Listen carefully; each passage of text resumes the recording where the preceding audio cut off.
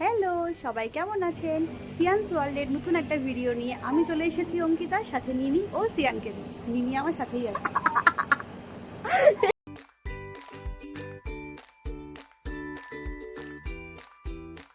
সব কিছু রেডি করে ফাইনালি দুপুরবেলা 1টার সময় বেরিয়ে পড়েছি বাড়ির উদ্দেশ্যে। যাচ্ছি সবাই জামাই ষষ্ঠী খেতে। নিনি কেন আজকে আমাদের সঙ্গে সেটা একটু পরে জানতে পারবেন।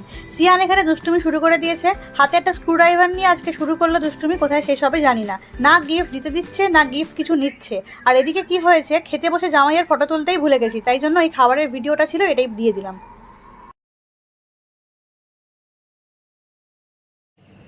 কি রে নিনি, তুই আজকে আমার সাথে কি ব্যাপার?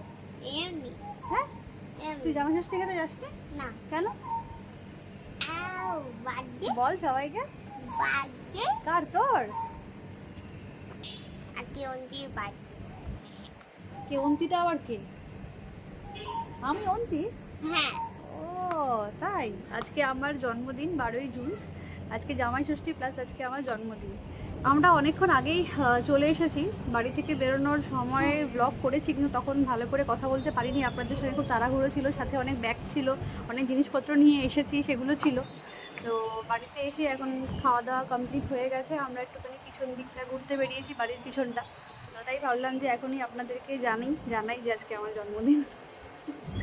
মিনি বুড়ি আমার সঙ্গে ঘুরছে, ওর খুব মজা। ও আজকে ওর মামা বাড়ি যায়নি, কারণ আমার জন্মদিন, তাই ও ওর মাকে বলেছে যে আমি যাব না, আমি অন্তির বার্থডেতে এখানেই থাকবো। তাই জন্য ও আজকে আমার সাথে এখানে চলে এসছে।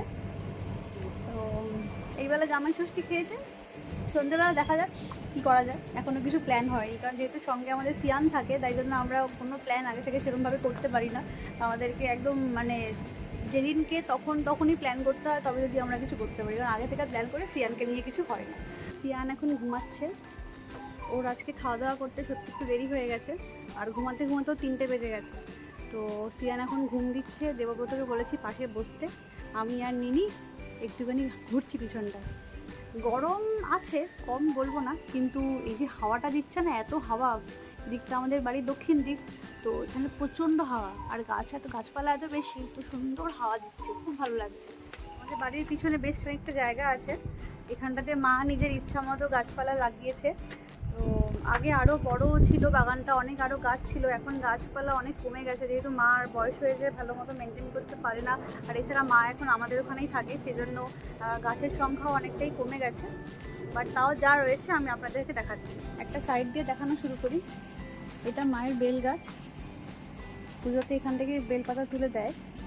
আর এখানে দেখুন নানা রকমের গাছ রয়েছে, সব গাছের নাম আমি অত ভালো করে এখন বলতে পারবো না। এদিকে এই একটা গাছ করেছে দেখছি, বা কি বড় হয়েছে, কি সুন্দর লাগছে দেখতে। গাছটা আছে, পাশে লেবু গাছ। লেবু গাছটা আপনাদেরকে দেখাই, কত লেবু হয়েছে দেখুন। এই দেখুন লেবু, এখানে আরও হয়েছে, অনেক লেবু হয়েছে গাছটা। আর এটা একটা গোলাপ গাছ, এটা অনেক বছরের গোলাপ গাছ, লাল বড় বড় গোলাপ হয়। এখন যেহেতু গরম, তাই জন্য এই একটা দেখুন ছোটো মতো ফুটেছে। শীতকালে এই গোলাপের সাইজগুলো অনেক বড় বড় হয়ে যায়, এখন গরম বলে এইটুকু। এটা হচ্ছে হলুদ রঙের টগর গাছ, হলুদ টগর, ডাবল পেটাল। এদিকে নানা রকম গাছ আছে, এই যে একটা বেল ফুলের গাছ, এখানে লিলি, সব লিলি গাছ, এগুলো শীতকালে খুব ভালো ফুল দেয়। এদিকে আছে একটা জবা গাছ, আর এইসব নানা রকমের গাছ মা করেছে। সব গাছের নাম আমি এখন বলতেও পারছি না, মনেও নেই আমার। আর এইটা দেখুন টগর গাছটা, কত ফুল, কি সুন্দর লাগছে। এদেরকে রোজ জল দেওয়া, নিয়ম করে সার দেওয়া, গাছের গোড়া খোঁচানো, এই সমস্ত করা কোনো মুখের কথা নয়। যে দেখছেন আমাদের বাড়ির পিছনে, এটা কিন্তু একটা পুকুর। এরকম জঙ্গল, কচুরিপানা, ফার্ন হয়ে গিয়ে পুকুরটা বোঝা যাচ্ছে না ভালো করে, কিন্তু এটা কিন্তু পুকুর। এইখানে 2টো নারকেল গাছ আছে, এছাড়া আগে এই দিকটাতে আরও 3-4টে নারকেল গাছ ছিল, এগুলো কেটে ফেলেছে বা হয়তো ঝড়ে পড়ে গেছে, আমার ঠিক খেয়াল নেই। এখানে একটা কদম গাছ রয়েছে, আম গাছ আছে। যতদিন এই সবুজকে ধরে রাখা যায় ততই ভালো, কারণ এখানে যদি কোনো দিন ফ্ল্যাট হয়, তাহলে সত্যি কথা বলতে আমার একদমই ভালো লাগবে না। কারণ এই চোখে যে দেখতে পাই বাড়ির পিছনে এত সবুজ, এত ফুল, এত গাছপালা আমার ভীষণ ভালো লাগে।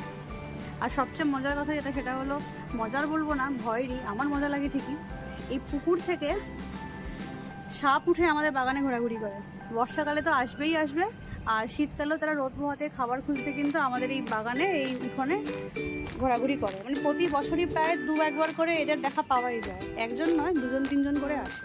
দারাস আছে দুটো, একটা কালো আর একটা গ্রে কালারের।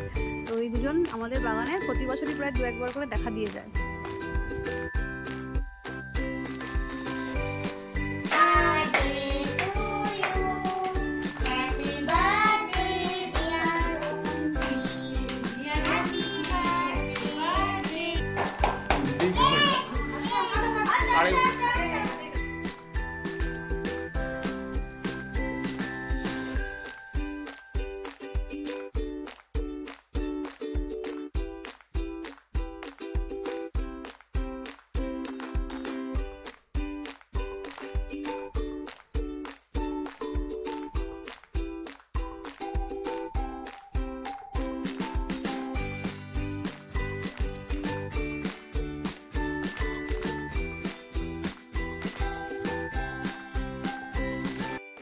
ওই বাড়ি থেকে এখানে এসে শুভময়দের সাথে প্ল্যান করে চলে এলাম বহু ক্যাফেতে।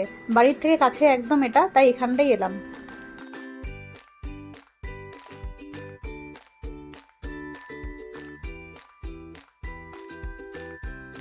আবার একটা কেক নিয়ে এসছে, এখন এই কেকটা কাটবো। সিয়ান অলরেডি চলে এসছে আমার কোলে কেক কাটার জন্য। কাটবে তো না, ঘাটবে, সেজন্য তো ফাইনালি দিইনি ওকে ঘাটতে। আর এখানে সবার জামাই ষষ্ঠীর গল্প শুনছি, পুনামরাও গেছিলো খেতে। ওদের পেটেও নাকি কোনো জায়গা নেই যে ওরা আমার বার্থডে কিছু খাওয়া দাওয়া করবে, আর আমাদের তো পেটে কোনো জায়গাই নেই। তাই অনেক ভাবনা চিন্তা করে আর কি একদম মিনিমাম অল্প কিছু অর্ডার দেওয়া হলো খাওয়ার জন্য। এগুলো বাচ্চাদের জন্য অর্ডার করেছি, ওরা খাবে, আর আমাদেরটা এখনও আসেনি, দিয়ে যাবে। এই দুটো অনুষ্ঠান একসাথে পড়েছে বলে এত বিরক্ত লাগছে, কি বলবো আপনাদেরকে। দুপুরবেলায় এত রান্না করেছে, সেগুলো সব খেয়েছি, আর এখন যে এসে কিছু খাবো বা অর্ডার করব, কিচ্ছু ইচ্ছা করছে না। যেমন আমাদের, সেরকম হচ্ছে পুনমদের, সেম ব্যাপার। আমি আজকে সারাদিন বুঝতেই পারছি না এটা আমার বার্থডে না জামাই ষষ্ঠী। তো আমার সত্যি কথা বলতে একদমই ভালো লাগছে না দুটো অনুষ্ঠান একসাথে পড়েছে বলে। আজকে এইটুকুই, ব্লগটা আজকে এখানেই শেষ করছি। সবার যদি আজকে আমাদের ব্লগটা ভালো লেগে থাকে তাহলে অবশ্যই লাইক করবেন, শেয়ার করবেন, সাবস্ক্রাইব করবেন আমার চ্যানেলটাকে। সবাই খুব ভালো থাকবেন। Good night, tata.